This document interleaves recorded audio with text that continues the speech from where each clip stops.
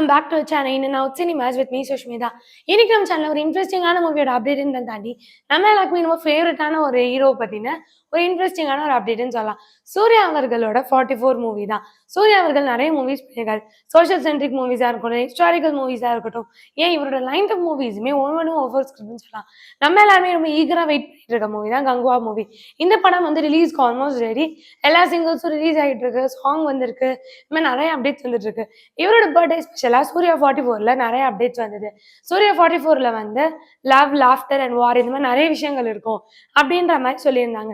இதை தொடர்ந்து இவரோட அடுத்த படம் வந்து வெற்றிமாறன் டைரக்ஷன்ல வாடிவாசல்ன்ற படம் தான்.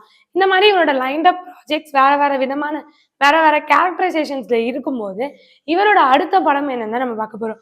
சூர்யா அவர்கள் வந்து இந்த தமிழ் படம் இந்த லைன் அப் முடிச்சதுக்கு அப்புறம் பாலிவுட்ல என்ட்ரி கொடுக்க போறாரு. பாலிவுட்ல இது வரைக்கும் தமிழ் சினிமால இருந்து ஒன் ஆஃப் தம் ரொம்ப பெரிய ஒரு எப்பிக்கான ஒரு என்ட்ரி கொடுத்தவர் தனுஷ் அவர்கள்.